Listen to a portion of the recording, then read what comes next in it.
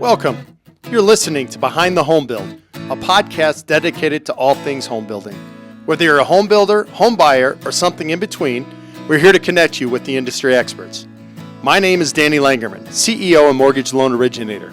With me is my son Riley Langerman, Mortgage Loan Originator. All right, well, welcome to Behind the Home Build podcast. Thank you. It's great to see you. Today we've got Andrea Mulkey, President and co-founder of Amish Cabinets of Denver. Yes. So, first off, before we get into the cabinetry and stuff too, where are you from originally? So originally I was, my family is from Colorado. So my dad grew up in Arvada and then my mom grew up in Fort Collins. They met at a summer camp, but she got a job in the oil industry, so that took us to Houston. And I grew up down in Houston with, a dad who was a teacher for many years. And then in that process of my mom working in the oil industry, got uniquely connected with an Amish furniture provider down in Houston. And this was kind of in the late 90s. So that's really kind of where the connection started. And we, for many years, were a furniture provider. And then I wanted to come back to Colorado. I was coming back every summer to go back to the summer camp. And I went to college and really wanted to stay in Colorado. And so I started a cabinet company with my family, doing the same thing that we were doing in Houston, working with the same cabinet providers, primarily out of Indiana at that time, and working with the same families and the same communities for many years. And so we were doing that for a while, and we started actually in Denver in 2006. And so it was kind of right before the housing crisis kicked, Yep. and business was great that time of year. So it was an interesting market to start in, and we had some challenges through that, but so over the last 20 years, it's been an interesting ride.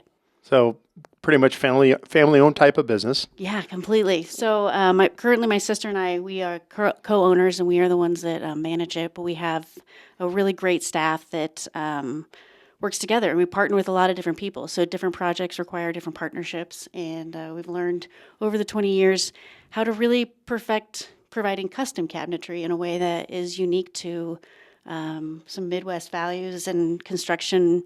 You know, there's generation cabinetry that's been made in the same ways for many, many years. The real challenge now is learning how to connect with some of the really intricate designs and details, and getting some, really primitive and interesting carpenters to build some of these really new designs and really cool technologies. Yeah, so you incorporate a lot of the Amish. Do they do pretty much all the woodworking? Is that what they do? Yeah, exactly. So all the woodworking happens in their shops, and within communities, it can be within multiple cabinet makers. So you might have different specialties that focus, but they're able to focus on a trade. So in a lot of times you'll see furniture gets constructed in certain parts of the country where cabinetry is maybe heavily more focused, but it really takes a whole community. And that's what's unique about Amish and different Mennonite and different, because they're even in those communities, they're well connected to each other, but they have their own specialty. And so some might do wood lathing, and some might do door production. And so really figuring out how to utilize the entire community takes a lot of connection and takes a lot of resources to build those over the years and figure out who does what well, and how do we play the role of connector, designer, and engineer in making sure that that product gets made in ways that some designs come up when some of the requests that we get with designs are just really uniquely creative. And that's kind of the challenge now, is people don't want the same kitchens and the same baths. They don't want the same manufacturing. They want something uniquely different. And designers are met with the same challenges. They need to come with designs that are unique to them and what makes them different. Gotcha. So why the Amish? Is it the work quality? Is it why do you go to them? Well, what I think is interesting about the word Amish is that it creates a lot of connection to people in the sense that they can understand it, but it doesn't really necessarily captivate the whole community, because it doesn't necessarily mean that they're part of the Amish community, and that maybe a lot of them are and they belong to the same church. But there's other people in the community that play an active role within their business as well that maybe belong to other churches or other belief systems that are similar to theirs, but they're still widely connected to each other. So I think that in some ways it's important to clean up the language, which is really what changed our name from Amish Cabinets of Denver, which we went by for many, many years, to ACODenver Custom Cabinetry, because the acknowledgement that we work with a lot of different cabinet makers, and some of them are Mennonite, some of them are New German Baptist, and we want to respect that there's value to the way that they craft their product, not necessarily what church they belong to. So when we say Amish, I think that it's easy in the English community because it creates some real value to the product that they provide, but it also does a little bit of disservice to recognizing the community as a whole. So I think that that's, just something to. Yeah, for sure. No, it's definitely, it's fascinating because typically when you hear Amish, you hear, hardworking, great products, that kind of stuff. I mean, that's what comes with that type of community. Yeah, because it is so connected to their community of how they've learned over the generations to build a product has proven in our experience with furniture and things that the things that have lasted in our homes are the things that were built with craftsmanship and care and knowledge to the goal and how long this product was supposed to last. And I think that that's what's really important as we grow as a nation, that the demand for the product needs to be able to meet, but also create the same value of craftsmanship, that we don't lessen our expectations on value, because they're a community that won't do that. And so our capacity to grow with them and grow together as though it is somewhat limited in the way that we need to be smart and efficient in that process. That's kind of what we're learning to here more than the local side or the regional side, with how do we get Colorado homes to value and to benefit from this craftsmanship, but in a way that's efficient, and the costs don't become exorbitant to the way that homeowners can't be able to afford that type of product. So I think that's really important in getting into the future of who our current competitors are and how we fit into the market that's growing. Yeah. And you guys are mainly, luxury, high-end, custom cabinetry, right? We've developed into that because we've learned what do we do well in, and how much does it really cost to do and to make our product. So over the years, we've been an expensive product that homeowners have really had to sometimes prioritize in the budget, because there's only so many things you can prioritize, that you can't always put top dollar to every single aspect. So sometimes it's the cabinetry because it doesn't serve a huge value to people, but other times our clientele will say, I'm expecting to live in this home for many, many years, and I want to pass it down to my kids and have them live in this home for many, many years, and they want the cabinets to hold up in that same expectation. But a value product won't do that. And so I think that we've learned that over time, that as a homeowner, if you invest in a product that has a 5-year warranty, meaning that it's expecting to last for about 5 years before the glides, the hinges, the drawers, when those start to fall apart, you're going to have to replace those cabinets. But that usually means countertop, sink, fixtures. So now people are really looking to do remodels in the way that they can expect that longevity, so that they're not constantly doing this every 20 years. Well, and I think my generation, I'm consistently hearing from older generations that things are just not made like they used to be. Yeah, that classic, it just ain't as good as it was. Exactly. And I think that there's some truth to that, but I think a lot of it also has to do with understanding how we value small family-owned businesses, and how do we provide resources for them, and understanding that there's challenges to them, but there's also great benefits, and the value is still consistently the same. The challenges are making sure that we stay efficient in the process, and I think for homeowners in particular, and how do we officiate that process, for some homeowners, they've learned that it's easier to hire a designer who's going to look at the whole cohesive project and look at it from plumbing fixtures to cabinetry to lighting plan to all of it. And it makes more sense for the homeowner to reach out to a designer in that capacity. And through that connection, trying to figure out how do we become really efficient in providing high-end custom products that come from our domestic producers without those expenses that we're quite frankly, are drastically changing our market. So the Amish communities that you're getting the wood from, where are they located? So that's a great question, because what's interesting is that we've experienced challenges over the years. When we went through the housing crisis, we had some really interesting challenges in that there really wasn't a lot of people doing work at that point, because the value of the houses were down, and that the amount of people that were doing that type of trade, they ended up finding other forms of business. They ended up going into different trades or getting out of that. And so then when we came back from that market, we didn't necessarily have the people to meet that demand. And we're noticing those challenges are more similar to the challenges that we experienced with COVID, where it was rapid, boom, quick.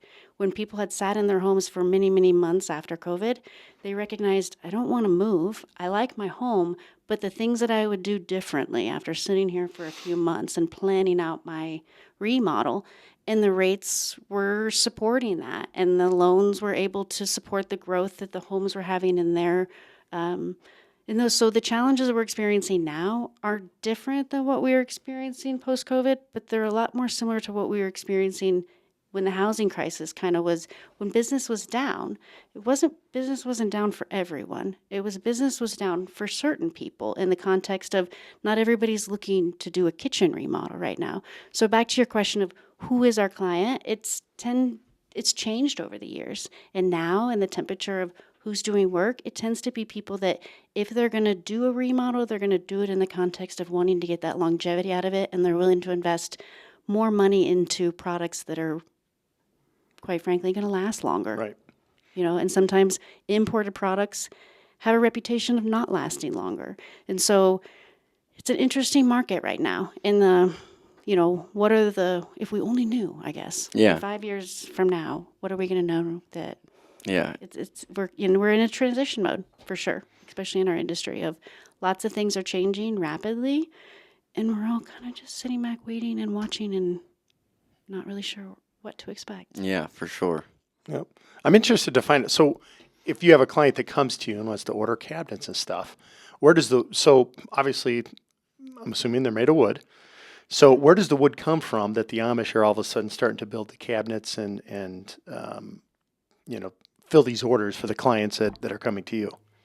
Okay, so let me dissect that question here a little bit. So when we talk about product and how product comes in and how we're sourcing an all-wood product, an all-wood product typically refers to a plywood product as opposed to a particle board product. So that's typically something that we would import from China, or we get from different manufacturers where they're working with materials that are less. So we also sometimes associate that with an IKEA product. And so those products are going to be not an all-wood product because they're using fiber boards, and those have glues, and those typically don't hold up over time. So when we talk about an all-wood product, we're talking about a plywood construction with an all-wood frame.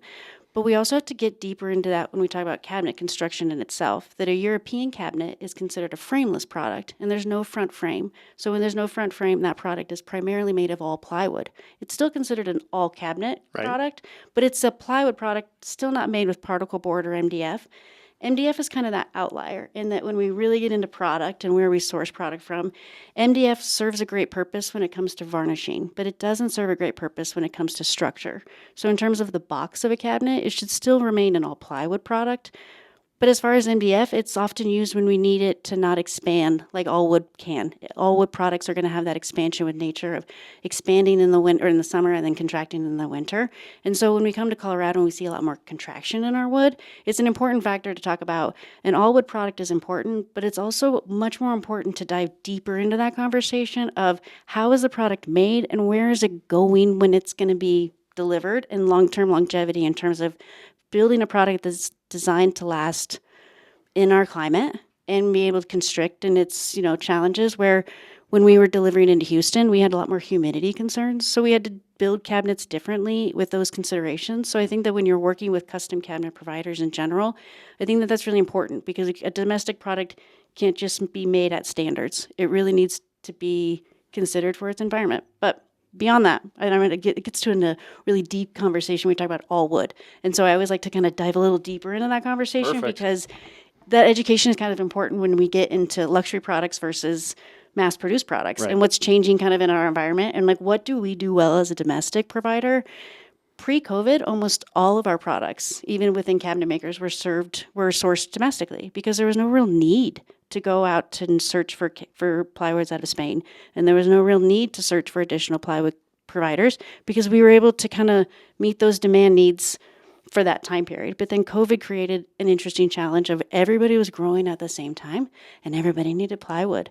So then cabinet makers and other resources and other providers and different distributions were then sourcing plywoods for imported products where they weren't previously doing it, which created demand in the market that then said, could domestic providers go back to domestic? Yeah, it's a very easy transition because you go to whoever's providing a good product for a good price.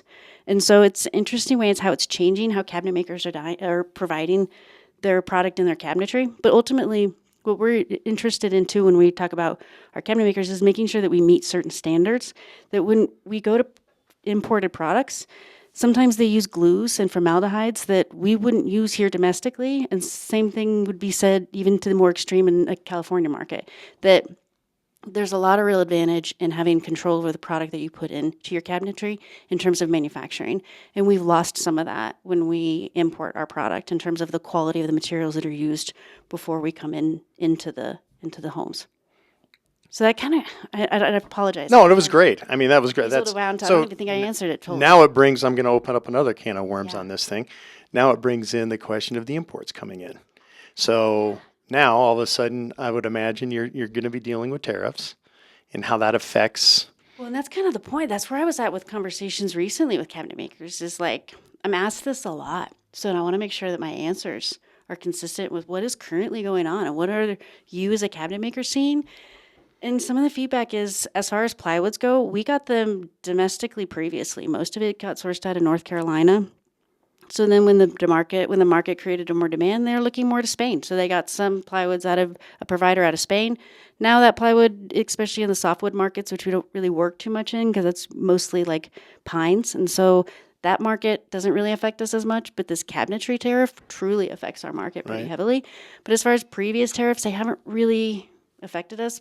Also because they're on the raw material side, whereas this one is really affecting finished goods and finished goods from high-end providers, because imported goods isn't always just China, and it isn't always a inferior product. There's some really high-quality products that get made out of Germany, some high-quality products that get made out of Brazil, and there's companies here that supply those products, and they do make a really fantastic product, but now it's very expensive to source.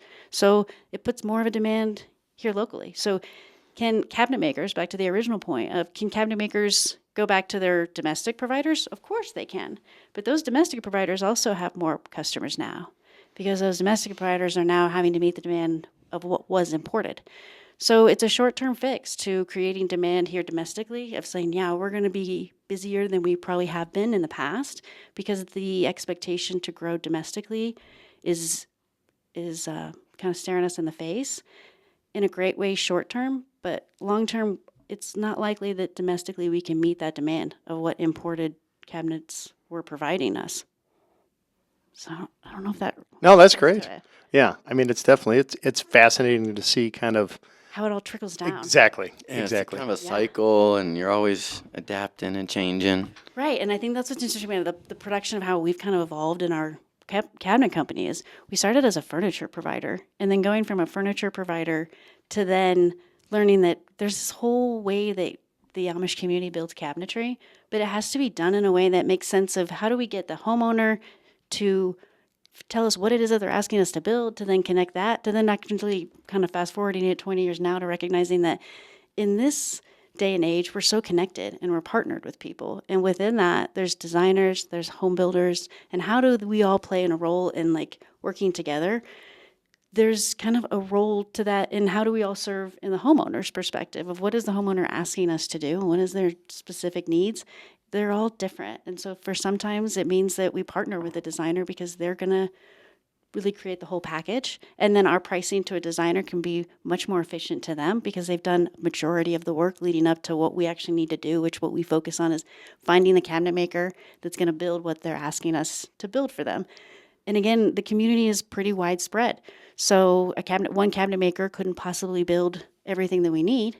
And so we rely on communities and the connection that they have within each other to make sure that their community stays busy.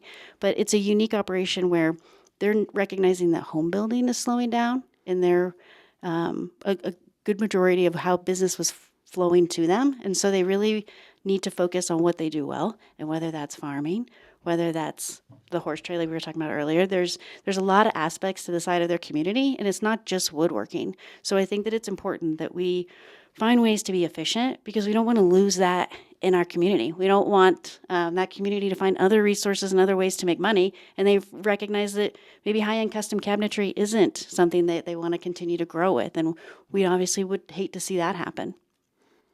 So customer-wise, right, if a client comes to you and they want to build a home, how does that process work? So they, maybe you visit the home or you do the measurements, talk about it, do the consultation, figure out what they want, and then you go to whatever Amish community that you have a connection with that you think would be right for that job, and then you kind of, give them the order and they...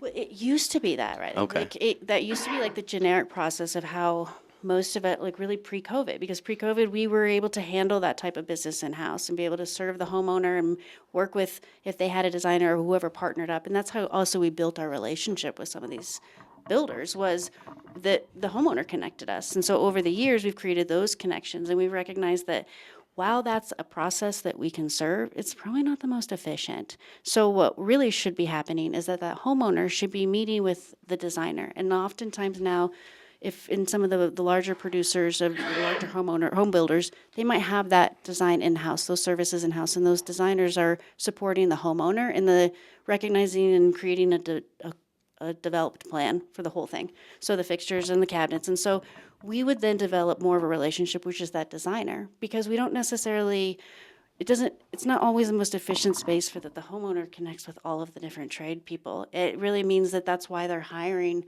those people. So oftentimes in high-end, especially custom homes, that design service is really an important part of the conversation because it needs to happen early. So when a homeowner asks us, hey, I really want cabinetry, our question is, do you have any designs already drafted up? Sometimes the question is, yes, I'm working with this designer. I'm like, great. It probably makes more sense for us to connect with the designer and let's continue the conversation. But oftentimes they're not working with the designer. They don't have designs drafted. So then the next question is, have you thought about countertops? And have you thought about lighting plan? And have you thought about who maybe the contractor is going to be? Or maybe you have different... So there's lots of questions that need to be asked. And who should ask that question? It typically is the designer who asks, like, at what is the scope that they're going to provide to the homeowner? And for some designers, they phase that out. And so they'll offer a phase one of just conceptual designs and providing, very specific features of what phase one includes. And maybe phase two includes more procurement. So that's ordering product for them and making sure that it's there on site when they need it. It might even develop more into a conversation of project management, and is the designer responsible for getting that installed, and who's going to hire the installation? Is that going to fall on the contractor as a site, because it's not necessarily their product. So those conversations really should be had early on so that we as an industry can really make sure that we're servicing the client in a way that's efficient and productive, and not have them meet with 15 different designers to then have only maybe one of them get paid for it.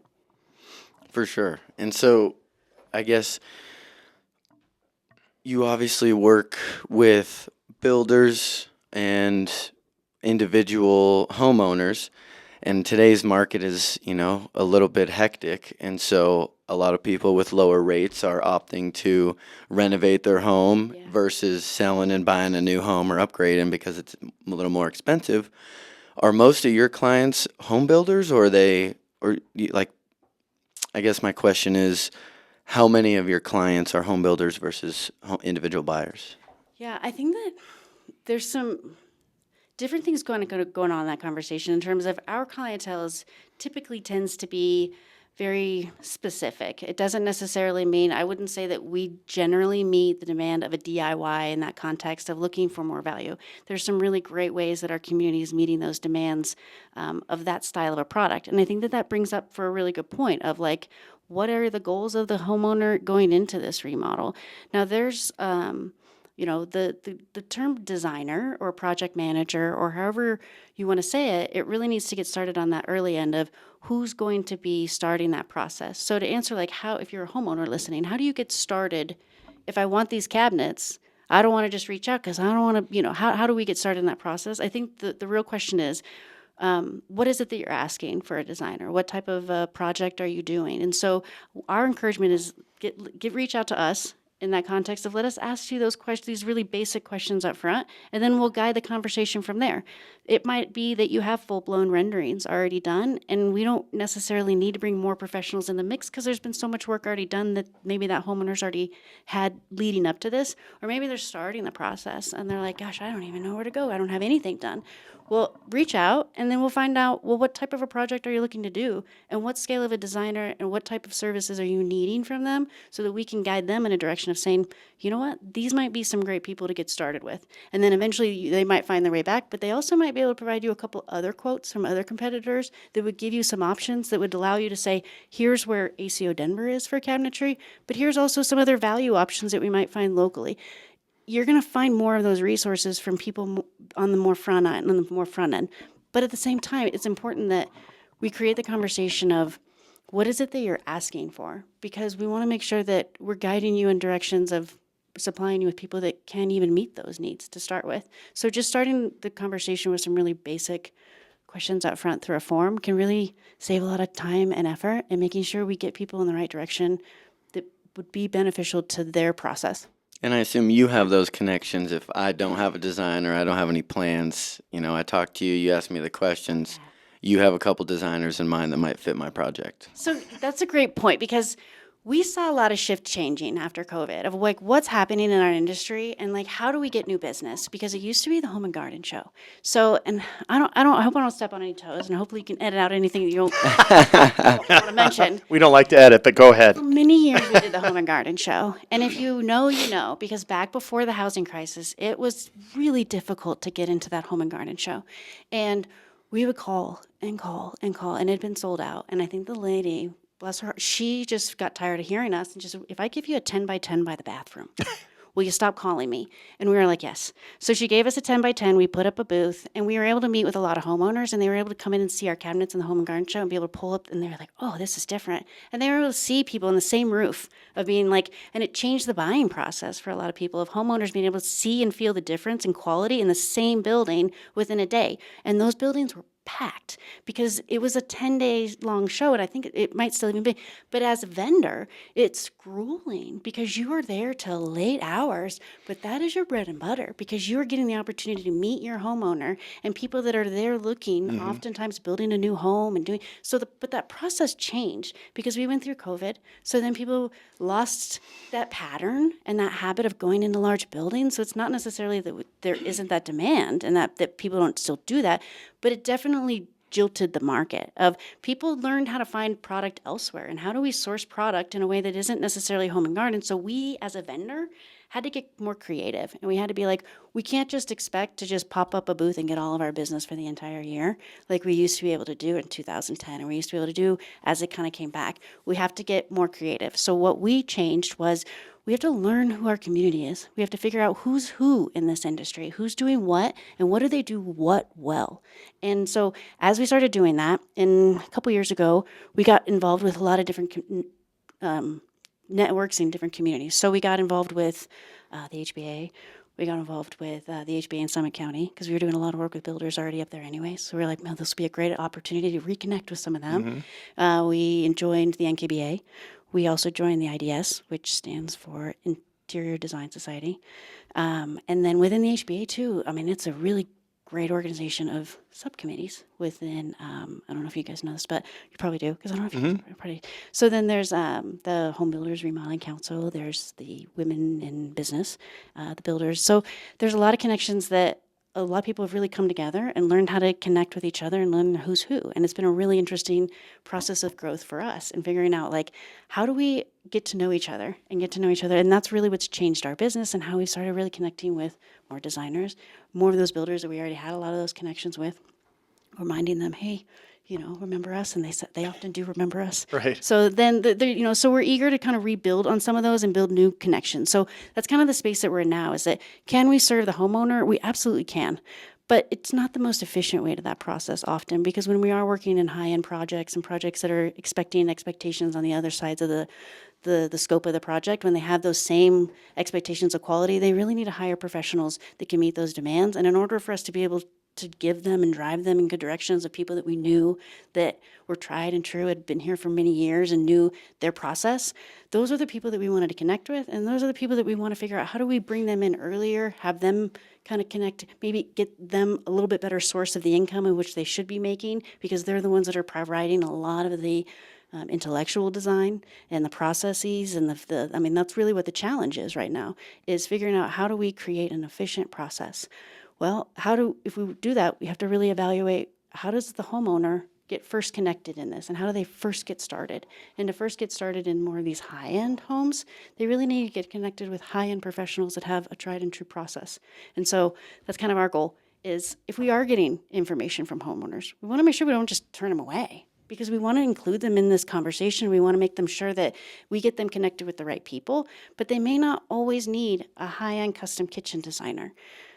But a lot of them do. And maybe they don't think they do, or maybe they need the opportunity to decide for themselves if they do.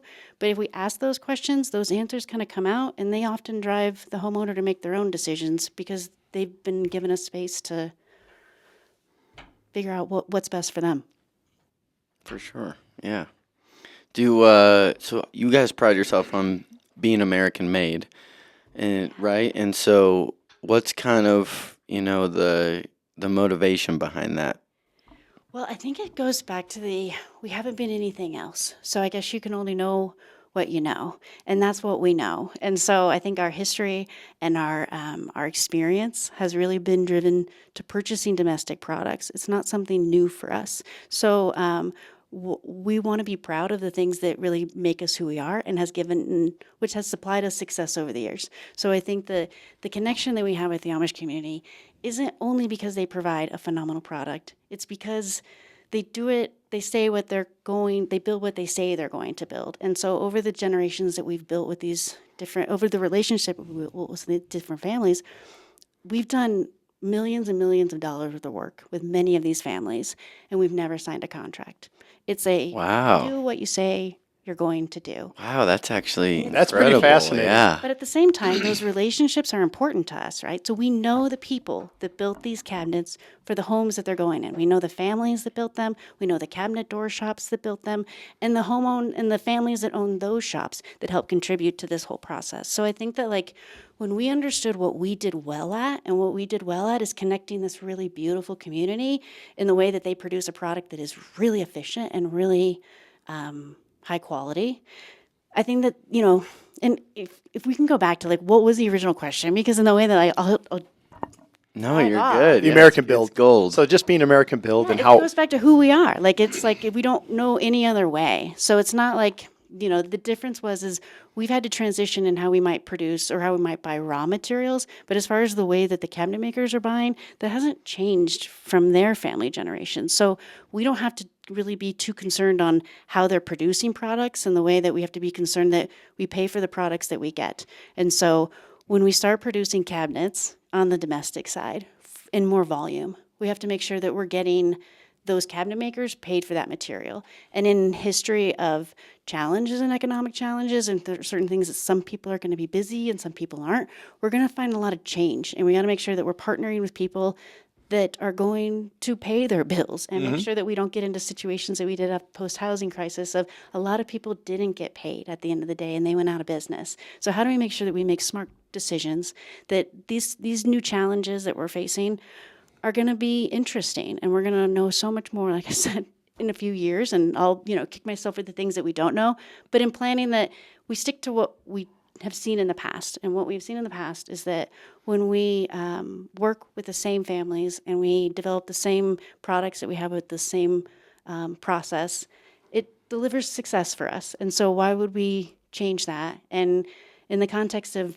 what's working well now, that's kind of where we want to be proud of that. We want to, take focus on, what is working well and what isn't. For sure. Well, no contract signed is quite the unique thing, just because in a day and age where, some people are struggling, salespeople are valuing their paycheck over, the client potentially, right?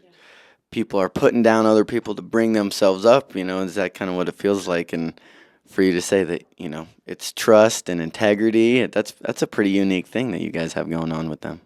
Yeah, and I think that that's kind of the point, is that when we build partnerships and relationships with our whole community, even within the Amish community, we're building relationships, and with our local community and dealing and working with other organizations. When we start bringing people connected to each other, we have to make sure that we hold ourselves accountable for what we say we're going to do. And so when we supply product, we want to make sure we sell product. We want to make sure that we can supply it at that rate that we said we were going to supply it when we said we were going to. And so when you create that level of those standards for yourself, you want to make sure that you don't oversell your product. And that's kind of the concerns that we have right now, is making sure that can we meet the demand and we don't oversell, because these aren't products that are made overnight, and then our contracts and commitments are made overnight as well. These take many, many months of planning and designing, so homeowners and builders are asking, what is it going to cost for this? We haven't broke ground yet. So when are you going to actually need cabinets on site? You're probably still 6 months out. Right. So what you're asking me to do is lock in my pricing when my cabinet maker is going to have their prices are going to fluctuate within the days. So it's really challenging for us to create contracts for builders, and builders contracts, they're having a hard time creating those for their homeowners, because the homeowners are holding what is everything going to cost? Yeah. How quickly can you make a decision?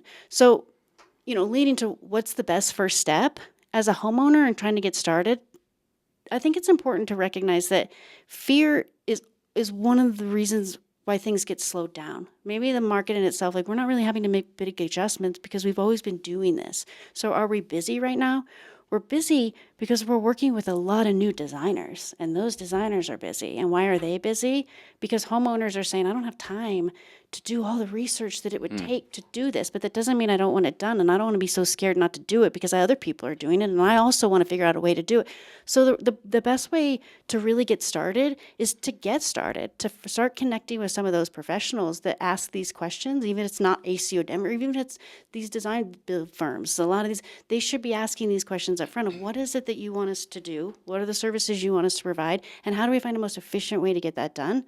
Because the longer it takes, the more expensive it gets. So if we can find a way to speed the process up, provide a high quality product using domestic made goods, because quite frankly, the imported goods are going to take longer to get, and they're going to be more inconsistent with their pricing. So one of the suggestions is, when you're creating those contracts with these people, make sure that this is a conversation that you've had. What happens, and where is my product sourced, and are the tariffs a concern in how I source? So these are great questions that also a homeowner and they're asking us these, and our greatest answer to our builders and to our partners is, we haven't seen a price increase in over a year. The biggest price increase we experienced was post-COVID. We had a very small bump after that when it got really busy in 2022. But beyond that, we really haven't seen any price increase from our cabinet makers. So for us, no change in terms of cost of production and materials. I can't say the same. I couldn't say that our competitors would say the same if they're sourcing their materials differently. But for us, we haven't seen a lot of change. So even to our builders, are these bids that we've been bidding out with you, if we don't start construction in the next month or two and we're looking for cabinets in the summertime, can we still expect these same rates? Yeah, we really haven't seen much change. So unless for some reason something drastic happens in the raw material side of it, which is what would take for us, it would be a lot in terms of that, because we are already in a process that's quite efficient. So I'm not answering it in a way that's No, you're good. Yeah. super Kind helpful, I of. don't think. No, that was very informational. On a slightly different note, do you guys operate solely out of Colorado? We do. So a majority of our business is here locally, because there's a lot of resources that we need to provide on site. And so because we're providing a custom product, we really want to meet our designers and builders and figure out what are the challenges specific to this job and this home. A lot of times when we work with a collaboration with different partners, we want to talk about that in terms of process. So with the builder, when is framing done?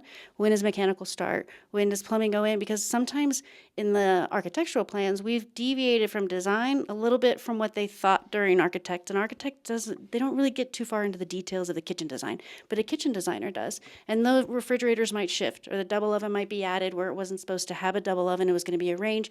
These changes are very common. So those need to be reflected on site. So the conversations that we have as a team in the industry is really important to making sure that we work with professionals, that when you're asking these questions as a homeowner, who do you work with as a team that supply all of it? If you don't do that side of it, how do I find that site? Or do you work with a team that already, because a lot of times designers are connected with high-end contractors who are connected with, you know, cabinet companies and cabinet providers. So it's like, how do we as homeowners in the industry figure out how do we connect the residents to a lot of times small communities within itself that function quite efficiently?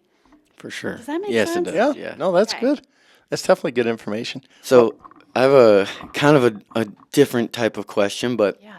just for the younger generation of entrepreneurs, what can they do to do what you've been doing and starting their own company and growing it and scaling it and adjusting?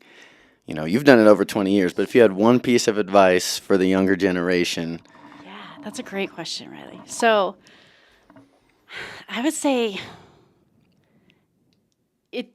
my answer would probably have been different over the years, obviously. And so because you learn and you grow in your career and you learn the things that worked and the things that didn't work. And currently the things that are working are getting connected with the people in your community and figuring out who's who, because not everybody's a good fit for everybody. And I think that it's important to know that when you go into business, especially for yourself, you're going to learn a lot about yourself that you didn't know. And so like you want to surround yourself with people that share your values, that, you know, want the same things in their career or the same, and not everybody has that. And so you might make assumptions in that. And so I would say that like the best advice I would say is get to know people, because they'll show you who they are. And maybe you should just sit back and listen and let them tell you what they believe in and the values. And kind of goes back to another recent advice that I had of like, it was a recent advice. It was a self-help book that I was listening to. And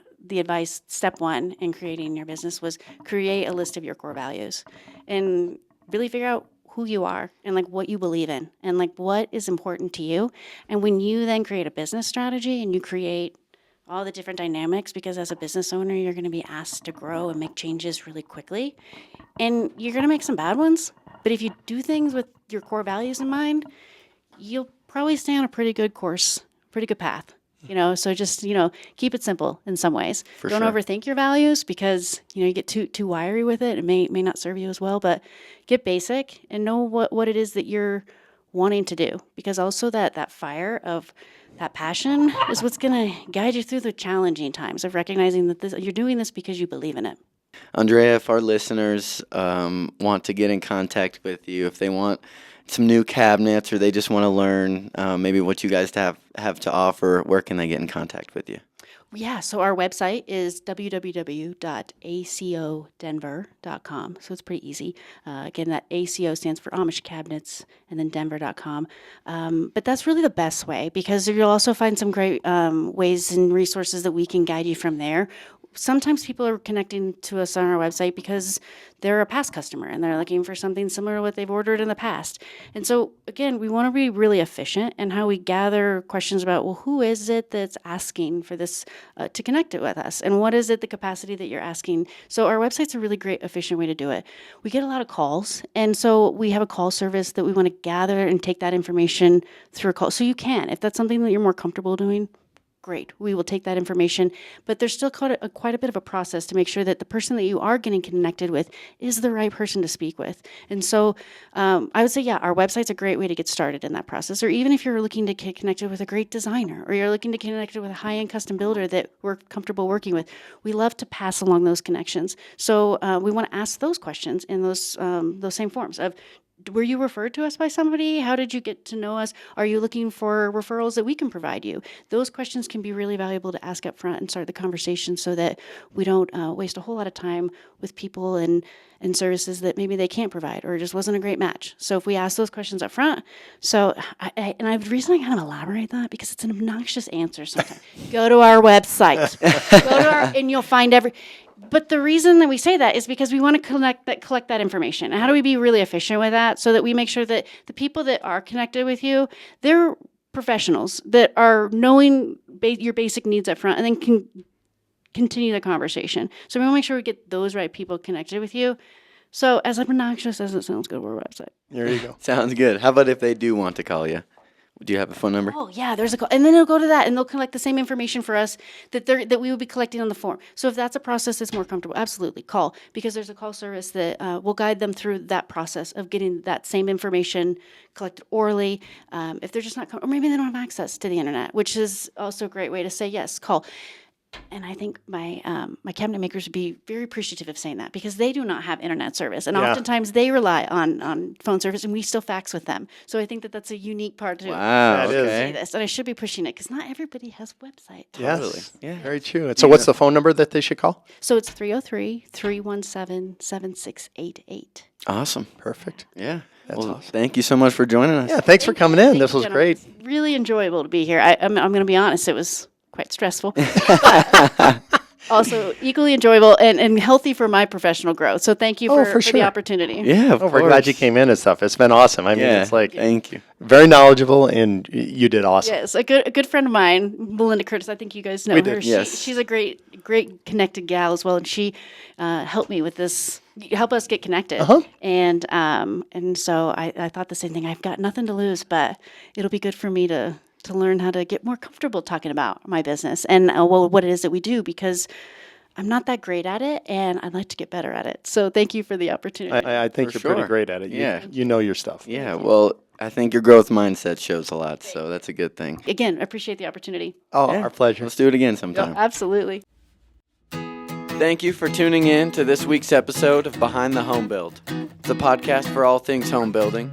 He's Danny, and I'm Riley, and if you're interested in learning more from experts in the home building community, we're on Spotify, YouTube, Apple Podcast, and a few others, all at Behind the Home Build Podcast. And if you have any questions at all, make sure to send them our way on Instagram, LinkedIn, or Facebook at Behind the Home Build Podcast.